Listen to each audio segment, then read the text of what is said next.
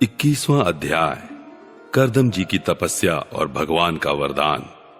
विदुर जी ने पूछा, भगवान, स्वयंभू मनु का वंश बड़ा आदरणीय माना जाता है। उसमें मैथुन धर्म के द्वारा प्रजा की वृद्धि हुई थी।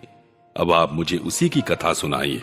ब्राह्मण, आपने कहा था कि स्वयंभू मनु के पुत्र प्रियव्रत और उत्तानपाद ने 7 द्वीपों वाली पृथ्वी का धर्म पूर्वक पालन किया था तथा उनकी पुत्री, जो देवहूति नाम से विख्यात थी, कर्दम प्रजापति को ब्याही गई थी। देवहूति योग के लक्षण यमादि से संपन्न थी। उससे महायोगी कर्दम जी ने कितनी संतानें उत्पन्न की, वह सब प्रसंग आप मुझे सुनाइए। मुझे उसके सुनने की बड़ी इच्छा है। इसी प्रकार भगवान रुचि और ब्रह्मा जी के पुत्र दक्ष प्रजापति ने भी मनु जी की कन्याओं का पाणी ग्रहण करके उनसे किस प्रकार क्या क्या संतान उत्पन्न की, यह सब चरित भी मुझे सुनाइए। मैत्रेय जी ने कहा, विदुर जी, जब ब्रह्मा जी ने भगवान कर्दम को आज्ञा दी कि तुम संतान की उत्पत्ति करो, तो उन्होंने 10,000 वर्षों तक सरस्वती नदी के तीर पर तपस्या की। वे एकाग्र चित्त से प्रेम पूर्वक पूजनोपचार द्वारा शरणागत वरदायक श्री हरि की आराधना करने लगे। तब सत्ययुग के आरंभ में कमल नयन भगवान श्री हरि ने उनकी तपस्या से प्रसन्न होकर उन्हें अपने शब्द ब्रह्ममय स्वरूप से मूर्तिमान होकर दर्शन दिए। भगवान की वह भव्य मूर्ति सूर्य के समान तेजोमयी थी। वे गले में श्वेत कमल और कुमुद के फूलों की माला धारण किए हुए थे। मुख कमल नीली और चिकनी अलकावली से सुशोभित था। वे निर्मल वस्त्र धारण किए हुए थे। सिर पर झिलमिलाता हुआ सुवर्णमय मुकुट, कानों में जगमगाते हुए कुंडल और कर कमलों में शंख, चक्र, गदा आदि आयुध विराजमान थे। उनकी एक हाथ में क्रीड़ा के लिए श्वेत कमल सुशोभित था। प्रभु की मधुर मुस्कान भरी चितवन चित्त को चुराए लेती थी। उनके चरण कमल गरुड़ जी के कंधों पर विराजमान थे तथा वक्ष स्थल में श्री लक्ष्मी जी और कंठ में कौस्तुभ मणि सुशोभित थी। प्रभु की इस आकाश स्थित मनोहर मूर्ति का दर्शन करके कर्दम जी को बड़ा हर्ष हुआ, मानो उनकी सभी कामनाएं पूर्ण हो गईं। उन्होंने सानंद हृदय से पृथ्वी पर सिर टेक कर भगवान को साष्टांग प्रणाम किया और फिर प्रेम प्रवण चित्त से हाथ जोड़कर सुमधुर वाणी से वे उनकी स्तुति करने लगे। कर्दम जी ने कहा, स्तुति करने योग्य परमेश्वर, आप संपूर्ण सत्व गुण के आधार हैं। योगी जन उत्तरोत्तर शुभ योनियों में जन्म लेकर अंत में योगस्थ होने पर आपकी दर्शनों की इच्छा करते हैं। आज आपका वही दर्शन पाकर हमें नेत्रों का फल मिल गया। आपके चरण कमल भवसागर से पार जाने के लिए जहाज है। जिनकी बुद्धि आपकी माया से मारी गई है, वे ही उन तुच्छ क्षणिक विषय सुखों के लिए जो नरक में मिल सकते हैं, उन चरणों का आश्रय लेते हैं। किंतु स्वामिन, आप तो उन्हें वे विषय भोग भी दे देते हैं। प्रभु, आप कल्प वृक्ष हैं। आपके चरण समस्त मनोरथों को पूर्ण करने वाले हैं। मेरा हृदय काम कलुषित है।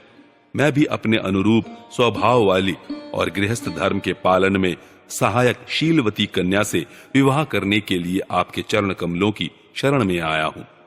सर्वेश्वर, आप संपूर्ण लोकों के अधिपति हैं। नाना प्रकार की कामनाओं में फंसा हुआ यह लोक आपकी वेदवाणी रूप डोरी में बंधा है। धर्म मूर्ते, उसी का अनुगमन करता हुआ मैं भी काल रूप आपको आज्ञा पालन रूप पूजोपहार आदि समर्पित करता हूं। प्रभु, आपके भक्त विषयासक्त लोगों और उन्हीं के मार्ग का अनुसरण करने वाले मुझ जैसे कर्म जड़ पशुओं को कुछ भी न गिनकर आपके चरणों की छत्र छाया का ही आश्रय लेते हैं तथा परस्पर आपके गुणगान रूप मादक सुधा का ही पान करके अपने क्षुधा पिपासादि देह धर्मों को शांत करते रहते हैं। प्रभु, यह काल चक्र बड़ा प्रबल है। साक्षात ब्रह्म ही इसके घूमने की धुरी है। अधिक मास सहित 13 महीने अरे हैं। 360 दिन जोड़ हैं। 6 ऋतुएं नेमी हैं। अनंत क्षण पल आदि इसमें पत्राकार धाराएं हैं तथा 3 चातुर्मास्य इसके आधारभूत नाभि हैं। यह अत्यंत वेगवान संवत्सर रूप काल चक्र चराचर जगत की आयु का छेदन करता हुआ घूमता रहता है, किंतु आपके भक्तों की आयु का ह्रास नहीं कर सकता। भगवान, जिस प्रकार मकड़ी स्वयं ही जाले को फैलाती, उसकी रक्षा करती और अंत में उसे निगल जाती है, उसी प्रकार आप अकेले ही जगत की रचना करने के लिए अपने से अभिन्न अपनी योग माया को स्वीकार कर उससे अभिव्यक्त हुई अपनी सत्वादि शक्तियों द्वारा स्वयं ही इस जगत की रचना, पालन और संहार करते हैं। प्रभु, इस समय आपने हमें अपनी तुलसी माला मंडित, माया से परिच्छिन्न से दिखाई देने वाली सगुण मूर्ति से दर्शन दिया है। आप हम भक्तों को जो शब्दादि विषय सुख प्रदान करते हैं, वे माइक होने के कारण यद्यपि आपको पसंद नहीं है, तथापि परिणाम में हमारा शुभ करने के लिए वे हमें प्राप्त हों। नाथ, आप स्वरूप से निष्क्रिय होने पर भी माया के द्वारा सारे संसार का व्यवहार चलाने वाले हैं, तथा थोड़ी सी उपासना करने वाले पर भी समस्त अभिलषित वस्तुओं की वर्षा करते रहते हैं। आपके चरण कमल वंदनीय है, मैं आपको बार बार नमस्कार करता हूं। मैत्रेय जी कहते हैं, भगवान की भौहें प्रणय मुस्कान भरी चितवन से चंचल हो रही थीं। वे गरुड़ जी के कंधे पर विराजमान थे। जब कर्दम जी ने इस प्रकार निष्कपट भाव से उनकी स्तुति की, तब वे उनसे अमृतमय वाणी से कहने लगे। श्री भगवान ने कहा, जिसके लिए तुमने आत्म संयम आदि के द्वारा मेरी आराधना की है, तुम्हारे हृदय के उस भाव को जानकर मैंने पहले से ही उसकी व्यवस्था कर दी है। प्रजापते, मेरी आराधना तो कभी भी निष्फल नहीं होती। फिर जिनका चित्त निरंतर एकांत रूप से मुझ में ही लगा रहता है, उन तुम जैसे महात्माओं के द्वारा की हुई उपासना का तो और भी अधिक फल होता है। प्रसिद्ध यशस्वी सम्राट स्वयंभू मनु ब्रह्मावर्त में रहकर 7 समुद्र वाली सारी पृथ्वी का शासन करते हैं। विप्रवर, वे परम धर्मज्ञ महान महारानी शतरूपा के साथ तुमसे मिलने के लिए परसों यहां आएंगे। उनकी एक रूप यौवन, शील और गुणों से संपन्न श्याम लोचना कन्या इस समय विवाह के योग्य है। प्रजापते, तुम सर्वथा उसके योग्य हो, इसलिए वे तुम्ही को वह कन्या अर्पण करेंगे।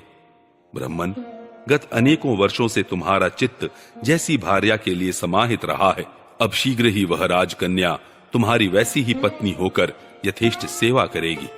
वह तुम्हारा वीर्य अपने गर्भ में धारण कर उससे 9 कन्याएं उत्पन्न करेगी, और फिर तुम्हारी उन कन्याओं से लोक रीति के अनुसार मरीचि आदि ऋषिगण पुत्र उत्पन्न करेंगे। तुम भी मेरी आज्ञा का अच्छी तरह पालन करने से शुद्ध चित्त हो, फिर अपने सब कर्मों का फल मुझे अर्पण कर मुझको ही प्राप्त होोगे।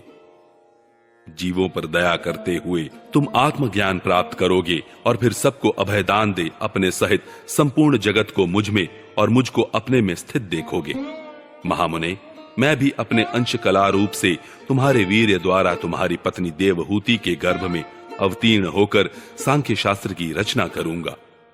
मैत्रेय जी कहते हैं, विदुर जी, कर्दम ऋषि से इस प्रकार संभाषण करके इंद्रियों के अंतर्मुख होने पर प्रकट होने वाले श्री हरि सरस्वती नदी से घिरे हुए बिंदुसर तीर्थ से अपने लोक को चले गए। भगवान के सिद्ध मार्ग की सभी सिद्धेश्वर प्रशंसा करते हैं। वे कर्दम जी के देखते देखते अपने लोक को सिधार गए। उस समय गरुड़ जी के पक्षों से जो साम की आधारभूता ऋचाएं निकल रही थीं, उन्हें वे सुनते जाते थे। विदुर जी, श्री हरि के चले जाने पर भगवान कर्दम उनके बताए हुए समय की प्रतीक्षा करते हुए बिंदु सरोवर पर ही ठहरे रहे।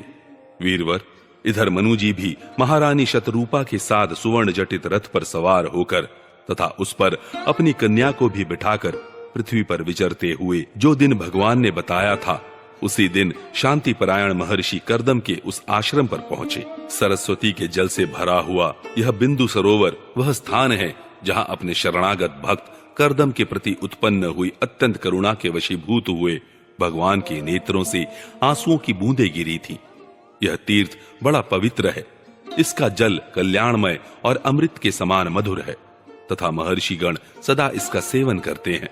उस समय बिंदु सरोवर पवित्र वृक्ष लताओं से घिरा हुआ था, जिनमें तरह तरह की बोली बोलने वाले पवित्र मृग और पक्षी रहते थे। वह स्थान सभी ऋतुओं के फल और फूलों से संपन्न था और सुंदर वर्ण श्रेणी भी उसकी शोभा बढ़ाती थी। वहां झुंड के झुंड मतवाले पक्षी चहक रहे थे, मतवाले भौरे मंडरा रहे थे। उन्मत्त मयूर अपने पिच्छ फैला फैलाकर नट की भांति नृत्य कर रहे थे और मतवाले कोकिल कुहू कुहू करके मानो एक दूसरे को बुला रहे थे। वह आश्रम कदम्ब, चंपक, अशोक, करंज, बकुल, असन, कुंद, मंदार, कुटज और नए नए आम के वृक्षों से अलंकृत था।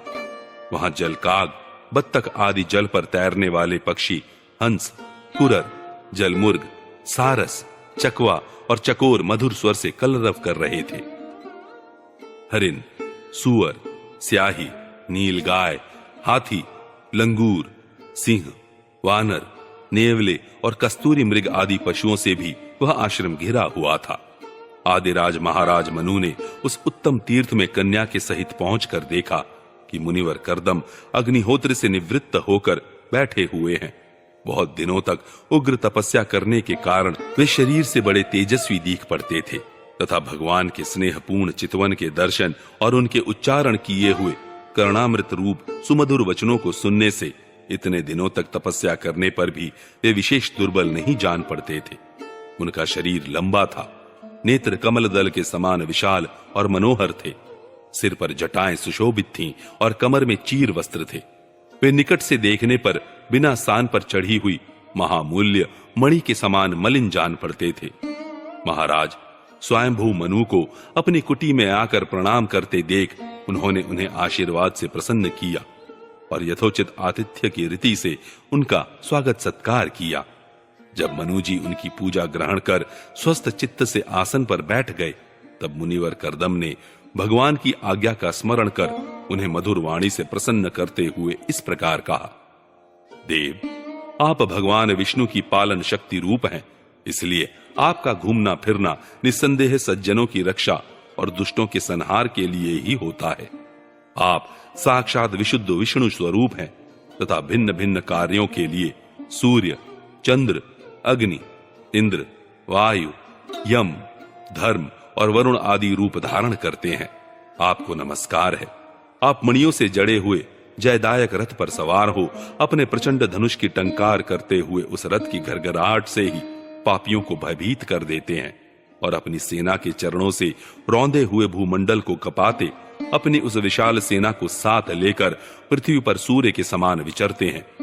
यदि आप ऐसा न करें तो चोर डाकू भगवान की बनाई हुई वर्णाश्रम धर्म की मर्यादा को तत्काल नष्ट कर दें तथा विषय लोलुप निरंकुश मानवों द्वारा सर्वत्र अधर्म फैल जाए। यदि आप संसार की ओर से निश्चिंत हो जाएं, तो यह लोक दुराचारियों के पंजे में पड़कर नष्ट हो जाए। तो भी वीरवर, मैं आपसे पूछता हूं कि इस समय यहां आपका आगमन किस प्रयोजन से हुआ है? मेरे लिए जो आज्ञा होगी उसे मैं निष्कपट भाव से सहर्ष स्वीकार करूंगा।